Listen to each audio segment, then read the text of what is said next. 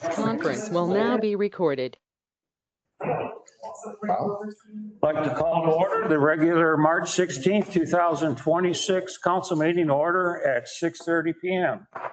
Rise for the Pledge of Allegiance.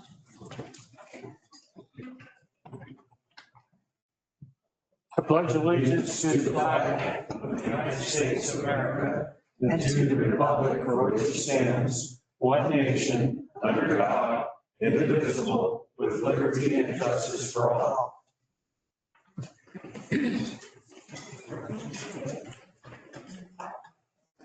Okay, any additions or corrections to the agenda?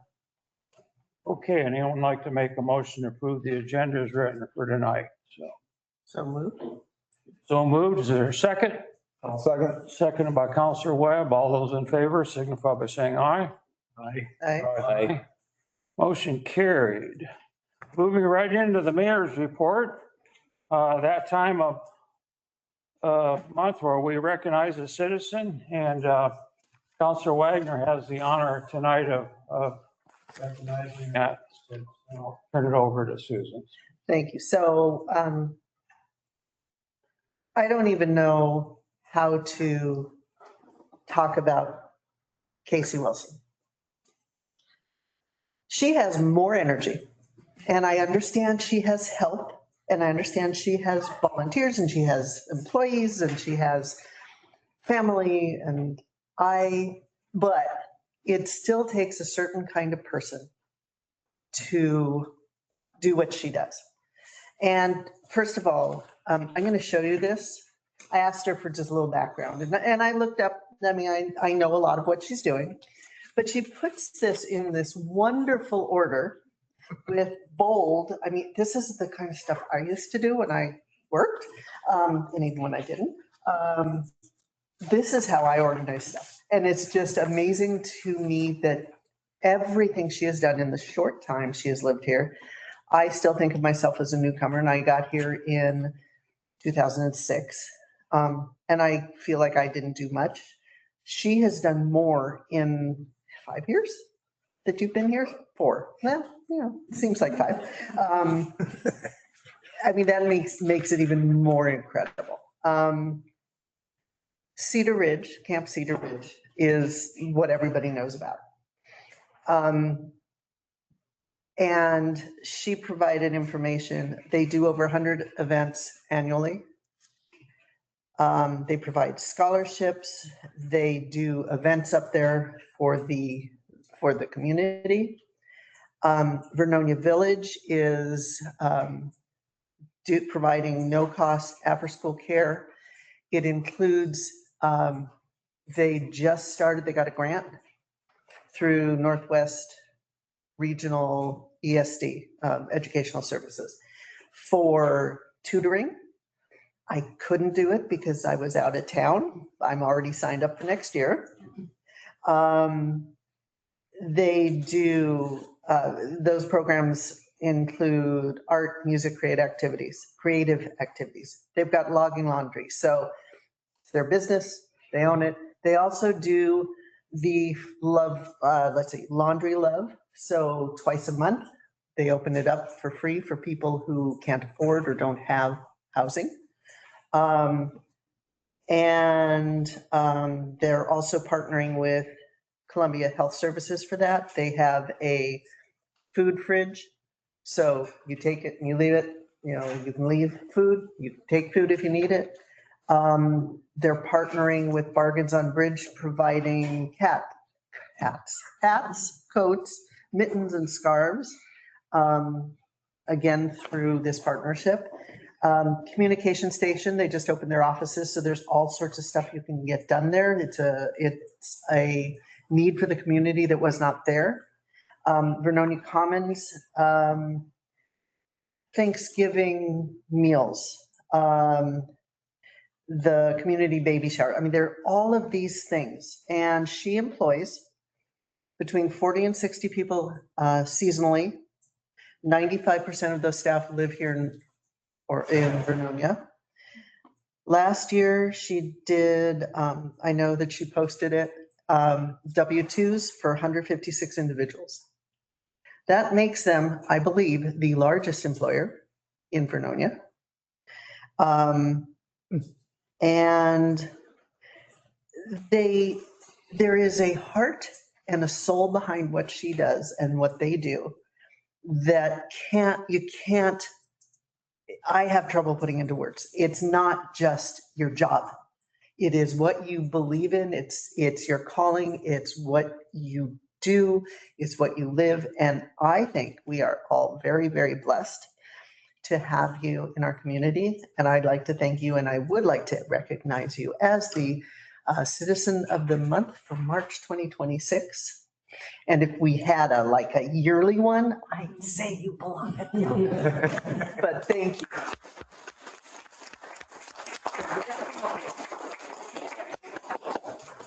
So now it's the fun part, which is make you get your picture taken.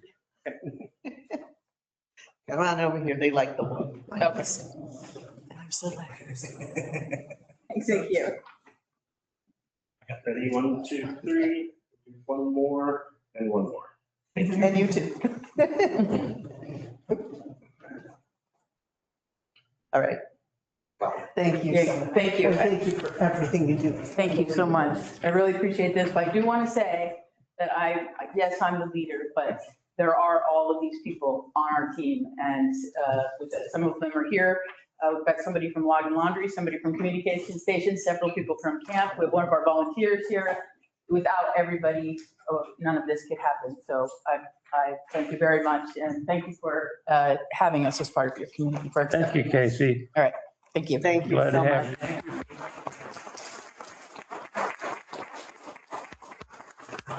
Thank you, Susan. Oh, you're welcome. And I didn't cry. Aren't you proud of me? Also, all y'all do not have to see through name, but we love having an audience. And it's going to be a not too long one, right? Not too bad. You forgot to mention the pup. The what? Dog. Oh, yes. Who's our dog? Miles? She's the, no, Coco, she's the camp mascot. Okay. All right. Okay, moving right into presentations. We do have one tonight. And so I'd ask the audience, I don't want to get into a town hall. We just want to listen to the presentation tonight. And if you have any questions, you could address that via an email or a phone call. So at this time, I'd like to ask Jeremy or. Actually, I'm here on behalf of Jeremy. Oh, okay. Yeah. The city council meetings around the county sometimes meet at the same time. So I'm in Jeremy's place. Okay. My name is Sally Jones, and I'm here with Parker Greg Brody, and Shelley Hennessy, who is on the board of Columbia 911, and she represents the Vernonia zone. Thank you for giving us time to come and talk with you. I was the first executive director for Columbia 911 Communications District between 1990 and 2010. I worked with a committed team, wonderful people, who built your first consolidated 911 system. Jeremy Heights is the executive director now. But like I said, he's in another city speaking, doing the same thing that I'm doing today. Now, some of you, I'm going to give you a little bit of history. Some of you may recall that our district was formed by voters in 1989. And the reason why was at that time, 911 was broken. It was fractured. It had several different answering points. The radio system, police officers couldn't talk to firefighters, couldn't talk to paramedics. It was not interoperable. And it was so expensive that individual communities could not pay for it. They simply didn't have enough money. So a team of public safety people in the county in 1989 got together and started researching different structures that might work for our county. And they selected a communication special district. Now in Oregon, an Oregon communication special district is set up so that you have 5 zones, geographic zones in the service area of the county. And a person is elected from each of those zones to serve on the board of directors. That board then governs the district with the help of appointing citizens from each zone on the budget committee, and also statutorily governs with the advice of the advisory committee, which is made up of every police chief, fire chief, the sheriff, and emergency manager in the county. So in that way, the district is responsive to all the needs of each city, each fire district, each citizen throughout the county. So during that 20 years, we built the system up and made it interoperable. There was a tax base that was passed with the formation of the district. That tax base remains today and pays about 47% of the operating budget for Columbia 911. In 1998, voters also supported a local option levy. That option levy was renewed every 5 years for 20 years. It stayed at the same rate. Actually, the first one was a little higher, so we lowered it the second time for the second 5 years. But that was 29 cents per thousand, and it stayed that for each of the 5-year renewals. And in 2024, that local option levy expired. So several things happened since I retired. When I retired about 16 years ago, and there have been 6 executive directors since that time, a lot of turnover. During that time, there was some problems. The radio system was not kept to the maintenance standard that we had established initially, and the district stopped communicating well with the public and with their advisory committee and the cities. So there were 2 things that wavered. The thing that did not waver, though, is how the service was delivered. The 911 call takers and dispatchers in this county are some of the best I've ever worked with. And I've worked in 2 states and 5 different 911 centers. They're really the best. And they answer continuously. They answer those calls within 10 seconds. You don't get that kind of service in Multnomah County or some of the larger places. But these people are dedicated, they're trained highly, they maintain their certifications, and their standard of service has always remained high. Part of that is because of the structure of a special district, the way that the influence that each of the districts, each of the fire districts and police agencies has on how service is delivered. Now, there have been some problems, as I said. Of course, we should always pay attention to mistakes and do what we can to build a better future. But we should also pay attention to what is working well and maintain that and stabilize that. We are here to let you know that that's exactly what's happening now at Columbia 911. There have been a number of changes. The first change is that the executive director, Jeremy Heitz, was hired to reform the system as it is now, with particular eye to adequate staffing, stabilized staffing, and for the radio system repairs. Jeremy came in, he was hired, had started on August 1st, and he's already done an in-depth analysis of every single cable, wire, bolt, screw, speaker, antenna of the radio system in our county. And that was completed just last month. And now he is also working to determine what can be done right away to improve the radio system and what we need to look forward to in the future to repair it. A few months ago, I volunteered to help support this new Jeremy Heitz, excellent new executive director, who, by the way, has moved his family here. He's planning on staying here for 10 years. So we'll have some stable leadership there. But there's some new board members. The advisory committee is more active now, probably than any time that I was here during the 20 years. Full attendance at these advisory committee meetings. So the chiefs, both police and fire, the sheriff, are actively reviewing what's going on. So with this team, this team is in place. I vouch without hesitation for their collaboration. They are actively governing. The board of directors is actively governing. We have a diverse board. So there are different opinions on the board, which means there's no rubber stamping. There's a lot of thought that goes into each decision that's being made. But for the most part, the board does work cohesively once they've done all the research and taken the time to study each issue.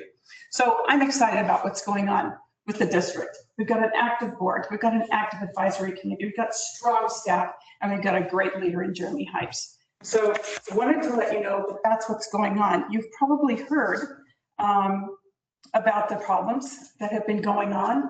And the levy did not receive approval for the last 2 times going around. However, this new team is in place, things are getting turned around, and we need to support that. This is not the time to defund 911. You may have heard of a proposal to turn our 911 system over to the county or to the sheriff's office. There have been different ideas, but I have to tell you, I know from working with it for 20 years, we've got the best system, we've got the best structure in place, and now we've got the right people in place. And they're working hard to make sure that this never happens again, that we don't have this trouble with the radio system or with the lack of communication with our citizens. When you call 911 in Columbia County, one system answers. One, there is no backup, no plan B. That's it. So the choice in front of voters is simple. We can renew this levy, reestablish this levy at the same rate, 29 cents per thousand that we first approved it in 1998, 5 years later, 5 years later, 5 years later, 5 years later, 5 years later, at the same rate every time. And that's what's being proposed right now, 29 cents per thousand. For a house valued at or assessed at $300,000, that translates into, let me look at my phone when I get this exactly right, that's $87 a year or $7.25 a month to support your 911 system. Now, I understand the trust issue with government. There's a lot of issues surrounding trust with government these days. And in Columbia County specifically regarding the 911 system. But I can tell you with Jeremy Hypes in place, he comes to us, he had 20 years started as a dispatcher in Clackamas County and then went to Clatsop County. And while he was in Clatsop County, he managed a $5 million radio infrastructure improvement project that went smoothly, and he saved $300,000 in equipment along the way. He's done an in-depth analysis of what our finances are, and he's very clear about what will happen if this levy doesn't pass. I mean, 43% of your operating budget, not 5%, not 10%, 43% of your operating budget gone. That means layoffs. That means not doing the necessary repairs to the radio system. That means potentially shutting the doors. It's very serious, and we can reestablish this operating levy, and we can continue at a very high level of service. If that's our choice. Let's see. I think I probably have taken up an awful lot of your time. But to close. Sally? Yes. I'd like to add something. Yes, please. Council, give the audience just a couple things. Yes. Go ahead, Chief. Thank you.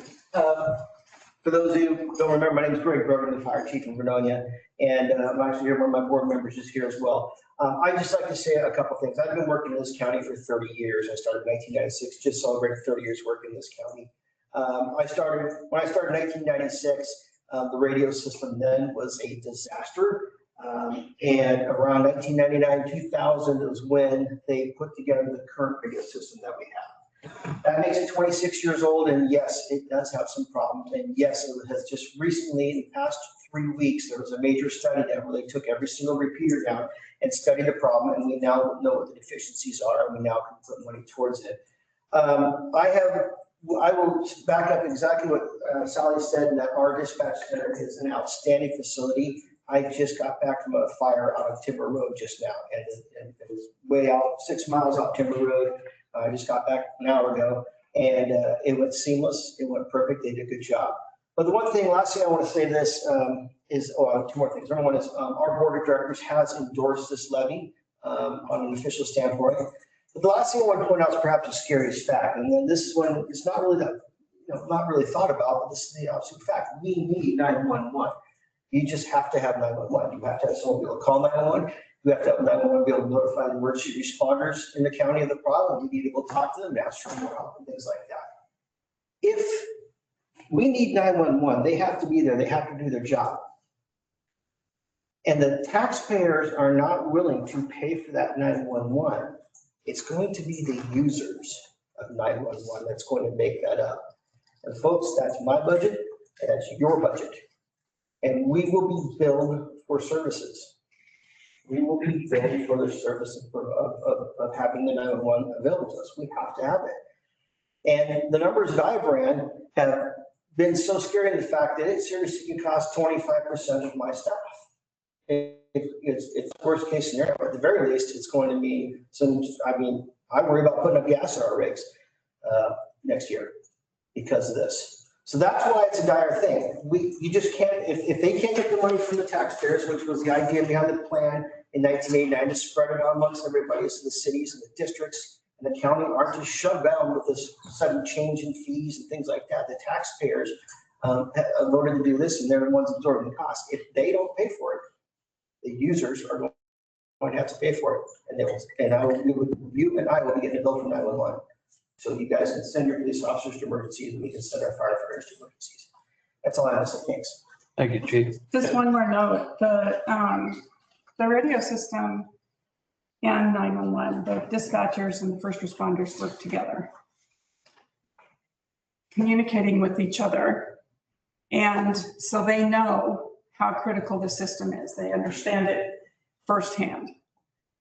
It's time for us to listen to them and follow their lead and step up and make sure they've got this tool. This is also about the safety of those people in the field, very much about their safety and their ability to come prepared to a call, to bring the right equipment, to bring the right skills, to bring the right frame of mind.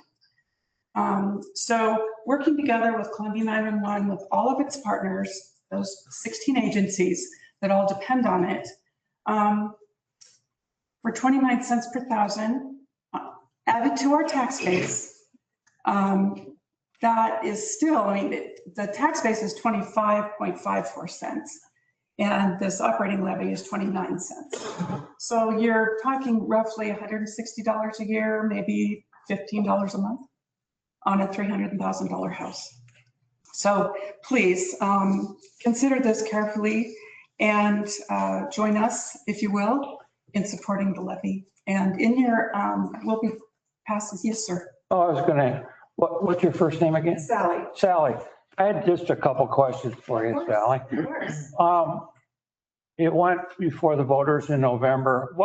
I can't remember the outcome. I know it failed by not very much.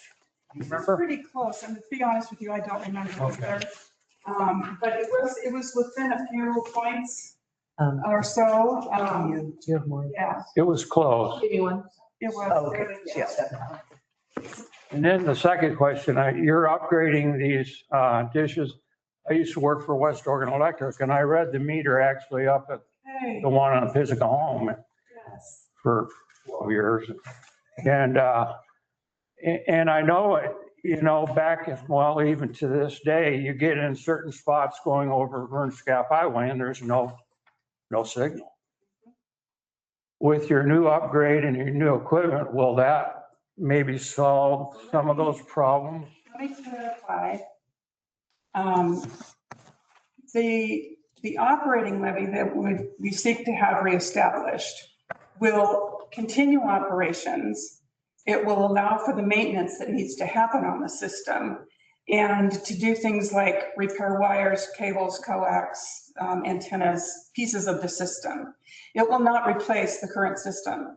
And what will happen is that Jeremy and others involved in the district will be seeking money elsewhere. When we built that first system, Senator Wyden and Congressman Wu, we found a pot of money in the Federal Register and said, can you dip into that and give us a couple $1 million for a radio system? Because Columbia County can't afford to pay for that.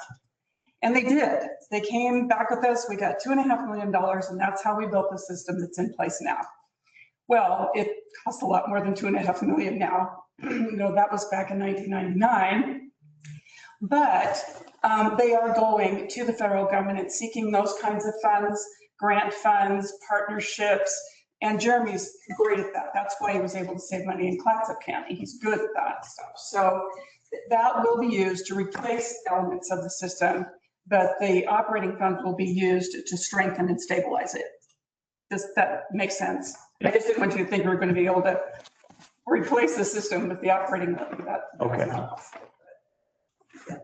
So anyone else? And you've always been funded through the taxpayers? Yes. Property yes, taxes. We were formed by voters in the beginning. We've always depended on that tax base and the local option levy. There is a portion, all 911 centers in the state of Oregon receive a certain amount of money from the state of Oregon so that the telephone system will be of the same caliber statewide. So that funds that piece of it to make sure the 911 call gets to the call center, that it provides the same kind of information along the way, like your location, being able to receive texts from 911, that sort of thing. That's something that happens statewide and supports every 911 center. So that's a piece of it as well. Thank you, Sally. Council, have any more questions? I don't. Okay. Have a quick comment, Rich? Go ahead, make it quick. Oh, I'm sorry.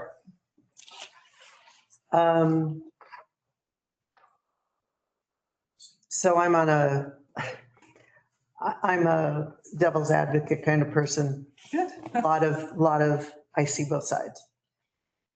$170 a year for my house is a lot because our tax base, the county keeps saying how much our house is worth, and that's a whole nother story. I also look at it as insurance. I mean, 50 cents a day is what it's going to cost me approximately to have the assurance that I've got the ability to call up.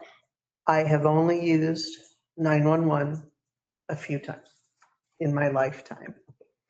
I'm getting the O word older and hope I don't need it anymore, but it could happen. It's a lot of money for some people. Even $85 a year for some of our citizens is going to put them at a point they're going to have to make decisions like, I guess I'm not going to buy beef this month. I understand. And that is a hard thing. But I also see the benefit of it, and it just because I don't use it or Scott doesn't use it, you don't use it today or next week, someday you will. We all will. And it's not always for ourselves. Sometimes it's for a neighbor. And so I appreciate what you've brought to us. I appreciate the information. How were you funding this? This was done with my commentary. My question is, how did you pay for the 24 and 25? Yeah. There were two reserve funds. When the board was first formed, they knew that there were going to be some big bills in the future once we got that new radio system, but we knew 30 years from that point, there was going to be some expensive stuff having to be replaced. And there was a facility that needed managed. So there was an equipment fund, reserve fund, and a technology reserve fund put together, equipment and facilities. And any savings that we could eke out of the budget every year, we put into those reserve funds. ironically, we were criticized for those reserve funds and asked, why aren't you spending that money instead of renewing this levy? So what actually happened to get through from 2024 is those reserve funds are being spent down for operational purposes. This year, I believe about $1.5 million have come out of the reserve into operations funding to keep it going. I believe that the facilities reserve fund is pretty low. They had to replace the roof this year. But the equipment reserve fund, I think there's about $4 million in it. To give you a perspective, yes, we spent $2.5 million to build a brand new system back in 1999. To build that kind of system today would be more in the neighborhood of 30 million. So having that 4 million in reserve allows us to have a kind of down payment on it, perhaps. What we're really going to try to do, and I say we, I mean, I'm volunteering, I don't have, I'm not really the executive director anymore, but what they will be doing is applying for grants, more earmarks from Congress, perhaps partnerships in ways that we can get a gently used equipment and put that in there. There's going to be a lot of creativity involved in putting together the new system. But meanwhile, we keep the system going that's in place. And we do have, renewing that levy will allow us to keep it going strong for as long as we can. Okay. Thank you. Thank you for your questions. We do have some more information. If you already have that, okay. Thank you so much, Sally. On the back table if anybody else is interested. Thank you. Thank you. Thank you for the opportunity. Okay, any council committee meeting reports? I'm still trying to get to meet with Brandy for an Okay. update on my project. Topics from the floor. I think we have one. We have three. Three, okay, good. Just a second. Okay. First, I have Brad Schultz.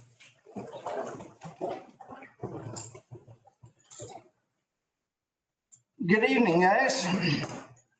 Okay, so I'm here on behalf of the Vernonia Police Association.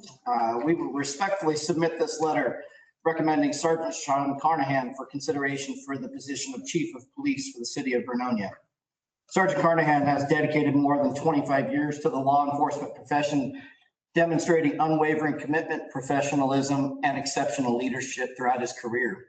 For the past 4 years, he has effectively served as acting chief of police following the departure of the previous chief.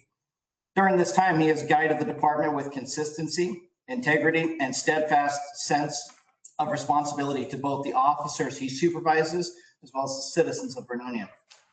Each of us currently serving in the Vernonia Police Department can confidently say that we are here in large part because of Sergeant Carnahan's leadership, work ethic, and mentorship. His dedication to building and maintaining a strong, capable team has had a direct and lasting impact on the department we have today. Sergeant Carnahan has also been instrumental in promoting professional development within the department. Through his leadership, he has encouraged and empowered officers to pursue extensive training opportunities whenever available.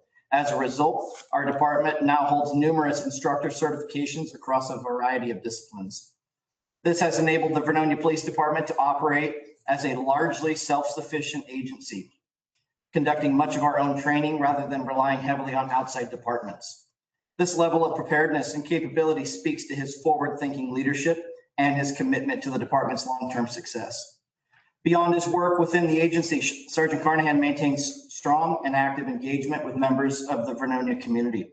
He understands the importance of building meaningful relationships with the citizens we serve and has consistently demonstrated transparency, approachability, and a dedication to a community-oriented policing. To those of us who work alongside him every day, Sergeant Carnahan is a tremendous source of knowledge, experience, and guidance. His leadership has shaped our department in significant ways, and his dedication to the profession is evident in all that he does. We believe he is deserving and highly qualified candidate for the position of Chief of Police, and we are confident he will continue to serve the city of Vernonia with integrity, professionalism, and unwavering commitment. Thank you for your time and consideration. Respectfully, the Vernonia Police Association. So I have copies for you guys of exactly what I just read. It is signed by 100% of the officers. Thank you so much. Awesome. Thank you guys for your time. Thank you, Officer Schultz, very much. And next I have Greg Brody. Still wants to. So, thank you. Thank you. Council, thanks again for taking the time. I just wanted to just, one more thing, two more things I want to say about the 911 levy. As Jones pointed out, we have the leadership of public safety in Columbia County has met more times in the past 3 months than I can ever remember. We have had meeting after meeting. We have a meeting tomorrow at 1 o'clock that we're going to talk about this stuff because that's exactly how important it is. There's heavy engagement. The leadership of 911, Jeremy Hypes, as she spoke about, has done a fantastic job for us, keeping us informed, seeking our information, seeking our input. And as people who use that radio, it's incredibly important. And I just spoke with Sally here, and I think she forgot to do one part. I'm not sure if you could give her a chance one more time to speak, because she forgot to ask for your endorsement. So I'm going to leave it at that, though, because that's what she's speaking on behalf. The second thing I want to say, I'm just going to take another minute of your time, is in case you're not aware, the Vernonia Rural Fire Protection District is also going to be seeking a levy coming up here in the May ballot. I want to give you guys a heads up on that. We're going to be seeking 78 cents per thousand. What that will do is give us the ability to increase our staffing. Right now, one firefighter on duty during the daytime. We want to make sure that at least during the daytime hours, we have 7 days a week of 2 firefighters on duty. One firefighter simply cannot battle a fire by themselves. It cannot be done. And volunteers, yes, we love them. We are deeply appreciative of them, but they got jobs. They work in Portland.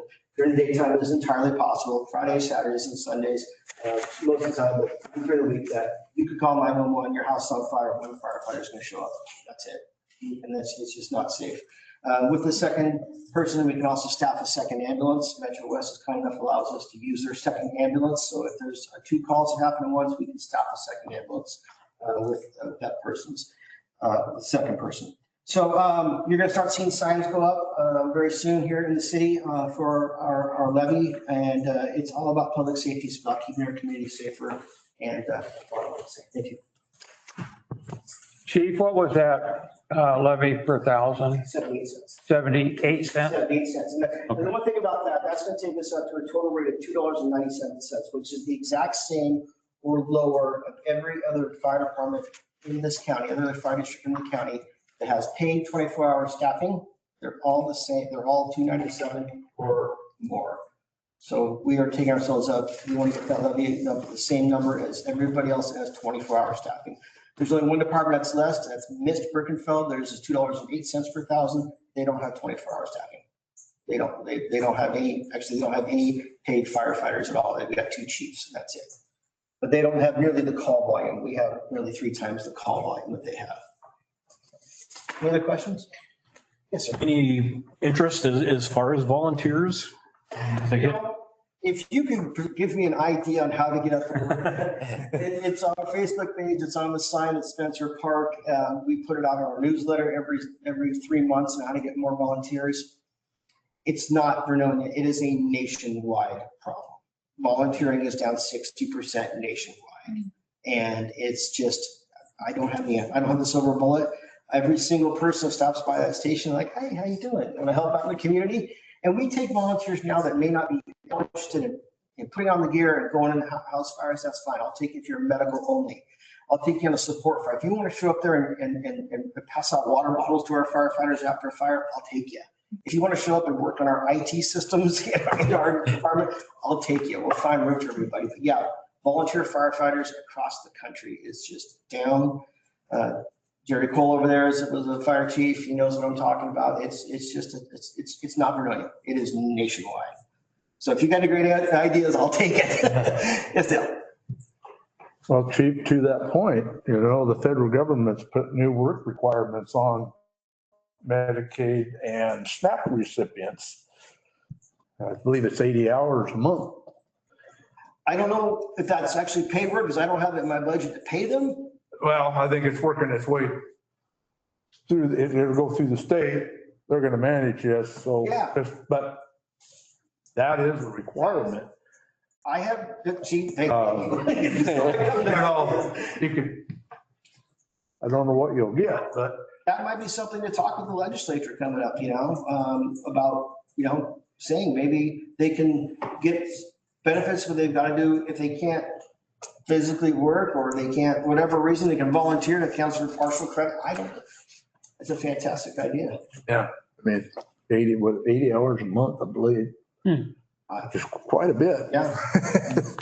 So I think that's state's supposed to start to roll that out midsummer, what I read online. So with the requirements coming probably after the first of the year or something like that. So there might be a rush of people trying to find volunteer I jobs. will take them with open arms. Yeah.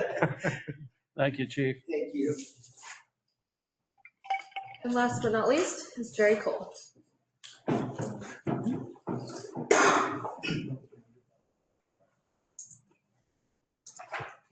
Thank you for your time, Mayor, Council. I just want to take a minute to introduce myself. My name's Jerry Cole. I know I've met several of you here before, but I wanted to let you know I'm running for county commissioner. I'm currently serve as the mayor of Rainier. I'm working on my 24th year as mayor. And wasn't crazy the direction the county's been going. So I thought instead of complaining about it, I'd do something about it. So I decided to throw my name in the hat. I don't want to take a lot of your time. I just wanted to introduce myself. Also wanted to introduce my wife, the first lady of Rainier. She didn't go to grade school through sixth grade here in Vernonia. So she was raised here in Vernonia. So Vernonia means a lot to us. Anytime I say, hey, Christy, I'm heading over to Vernonia, she jumps right in. She loves coming over here. But anyway, I will be here after the meeting. If anybody has any questions, if you want to take some information that I have, I'd be happy to give it to you at the end of the meeting. But again, I just wanted to come in and introduce myself to you. So anyway, thank you so much. Welcome, Mayor Jerry. And first time in our city hall? You know, I was in here a long time ago, but never at the podium. Oh, all right. But it's nice. It's nice. Thank you. I'm jealous of your dais. Thank you. You will. Okay. Consent agenda for acceptance, Parks Committee meeting minutes for January 28th, 2026. I move to approve the consent agenda for acceptance. So moved. Is there a second? I'll second it. Seconded by Counselor Weiler. All those in favor signify by saying aye. Aye. Aye. Motion carried.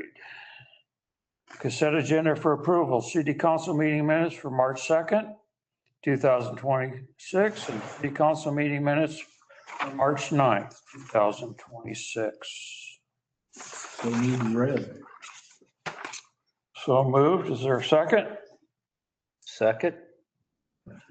Seconded by Counselor Norman. All those in favor signify by saying aye.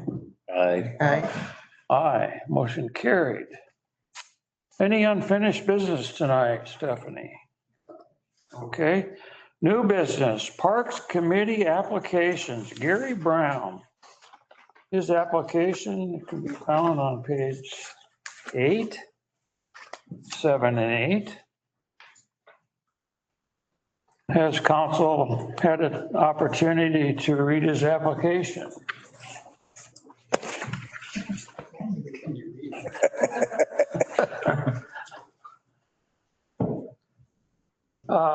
Glad you're here tonight, Gary. A lot of people I appoint to committees, some of them aren't here and some of them are, but glad to see your interest here. And so I'll just move on and ask the council if they have a general consensus nomination from the Parks Committee. I do. So with I'm good. have total unanimous consent by the Vernonia City Council. I guess I will. You can talk to him after. Well, Yeah. I know it might be kind of difficult. I would think it'd be the other way around. You're the cat man. But with consent of the Vernonia City Council, it's my honor to appoint Gary Brown on this 16th day of March, 2026 to the Park Committee. Congratulations. Thank you.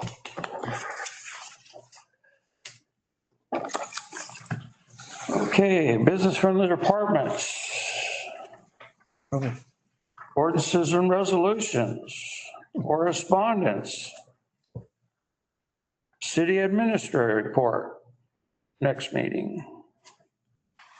Items from the mayor and councilors. Anybody have anything? Good. Bill, go ahead. We had a successful day of planting trees with the Vernonia School District Forestry class down on city property. We put in, well, let's see, what'd we get? 150 ponderosa pines, I believe it was. And, Willamette Valley ponderosa pines, native. And we got most of those in. Somebody else finished up the job. Put some in up at Aura. Deer got some of them. Where you get tubes on. But yeah, had a good day. Good. It was a little bit wet, but not too bad. That's a good Well, actually, it was wet when they showed up and then it quit. It was perfect. Good time to plant trees. Yeah, right before all that wet weather we had. So they're soaked in good. So. Is some of those cedar trees dying off, the bigger ones? The bigger ones up there at Aura, yeah, it's like we lost one or two here a couple of years ago. There's like two more are gone. I don't quite know why. They're like they're not rooting in because they get up there, they're like they're windthrown. You can take them and they're just loose in the ground, like the roots didn't take. So, but some of them are looking pretty good. I don't know. Put extra organic soils on them, trying to feed them to get them to go, but it didn't take. More water. Yeah, I put water on them too, so. Anybody else? Just a Yeah, really go ahead. not city business. One of our former residents, Beverly Danner, who lived up on Third, lives in Wisconsin. And I am just very thankful for our winter this year because in 2 days, she has enough snow that it's taller than her. Granted, she's only about 5'4". But the drifts are taller than her in her yard.